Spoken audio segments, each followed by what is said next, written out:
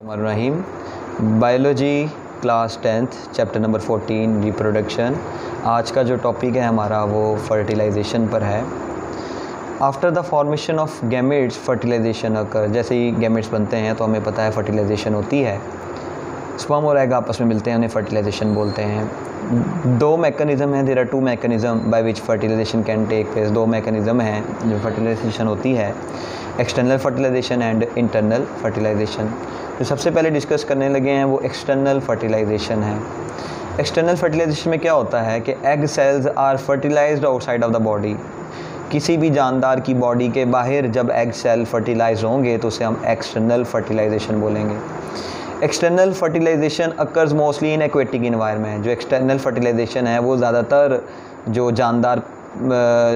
जानदार पानी के अंदर यानी कि एक्वेटिक इन्वायरमेंट में एग रिलीज़ करते हैं, उनकी जो एक्वेटिक इन्वायरमेंट में जानदार रहते हैं ज़्यादातर उनकी बात करें उनमें एक्सटर्नल फर्टिलाइजेशन होती है, या एक्सटर्नल फर्टिलाइजेशन एक्वेटिक इन्वायरमेंट पे ही डिपेंड कर रही होती है।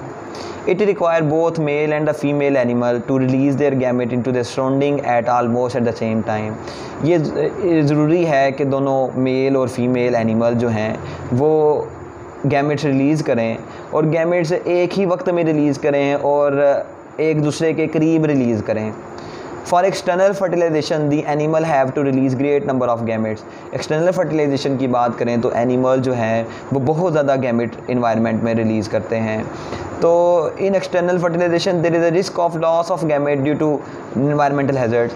इतने ज़्यादा गैमेट की प्रोडक्शन का मकसद यही है क्योंकि इन्वायरमेंट में काफ़ी ख़तरात होते हैं, यानी कि बड़े प्रेडेटर्स मौजूद होते हैं, बड़ी मछलियाँ मौजूद होते हैं, बड़े जानदार हैं जो कि क्या करते हैं कि उनके एग को कई जो एग हैं उनको इस खुराक के तौर पे इस्तेमाल कर लेते हैं। External fertilization occur in many invertebrates. जो एक्सटर्नल फर्टिलाइजेशन है वो कई इनवर्टिब्रेट्स हैं उनके अंदर होती है। And the first two group of vertebrate that is fishes and amphibian. Invertebrates के अंदर देखी गई एक्सटर्नल फर्टिलाइजेशन और कई वर्टिब्रेट जैसे फिशेस और एम्फीबियन जिसमें फ्रॉग वगैरह आते हैं एम्फीबियन में, तो उनमें देखी गई है। तो इसके अगर बात कर लें हम तो ये जो एक्सटर्नल फर्टिलाइजेशन है ये जो जैसे आपको फ़िश एक मेल और फीमेल है, मेल भी स्पर्म रिलीज़ कर रहा है और फीमेल भी एक दूसरे के इर्द गिर्द स्पर्म रिलीज़ कर रहे हैं, तो ये स्पर्म और एग आपस में यहीं करीब में ही फर्टिलाइज कर रहे हैं। तो ये जो किस किस्म की फर्टिलाइजेशन है उसे हम एक्सटर्नल फर्टिलाइजेशन बोलेंगे। आगे हमारे पास जो फर्टिलाइजेशन है वो इंटरनल फर्टिलाइजेशन है। Internal fertilization egg cells are fertilize within the reproductive tract of female. जो रिप्रोडक्टिव ट्रैक है फीमेल का रिप्रोडक्टिव ट्रैक है, वहाँ पर जब एग सेल फर्टिलाइज करेगा तो हम इसे इंटरनल फर्टिलाइजेशन बोलेंगे। It occurs in reptiles, birds and mammals. ये रेप्टाइल्स, बर्ड्स और मैमल्स हैं उनके अंदर ऐसा देखा गया है कि उनमें इंटरनल फर्टिलाइजेशन होती है। Such animals provide protection to the developing embryo. ये दरअसल डेवलपिंग जो एम्ब्रियो जो डेवलप कर रहा होता है फीमेल बॉडी के अंदर उसको प्रोटेक्शन प्रोवाइड करते हैं, खुराक प्रोवाइड करते हैं।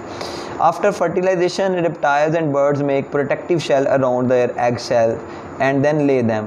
तो देखा गया है कि जैसी फर्टिलाइजेशन होती है जो रेप्टाइल और बर्ड हैं वो शेल बना लेते हैं एग सेल के इर्द गिर्द और ले देम और जो है वो अंडा दे देते हैं।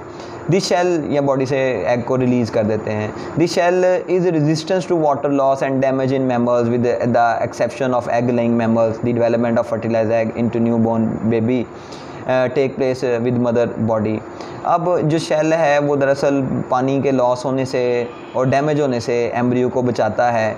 इसके अलावा अगर बात कर लें दी मैमल्स जो हैं वो फर्टिलाइज जो एग है वो बॉडी के अंदर ही मदर की बॉडी के अंदर ही जो डेवलपमेंट उसकी हो रही होती है। In this case there is extra protection to the embryo and mother also supplies everything that embryo needs. तो अगर फीमेल की बॉडी के अंदर ही जो एम्ब्रियो की डेवलपमेंट हो रही है तो मदर को खुराक की एक्स्ट्रा जो सप्लाई है मदर जो है एक्स्ट्रा सप्लाई एम्ब्रियो को दे रही होती है जो उसके ज़रूरत के मुताबिक उसको ऑक्सीजन उसको न्यूट्रिएंट्स वगैरह प्रोवाइड करी ताकि एम्ब्रियो डेवलप कर सके और न्यू बॉर्न बेबी में चेंज हो सके। तो ये थी इंटरनल फर्टिलाइजेशन। आज का जो टॉपिक हमने डिस्कस किया है वो फर्टिलाइजेशन एक्सटर्नल और इंटरनल फर्टिलाइजेशन के बारे में हमने डिस्कस किया है।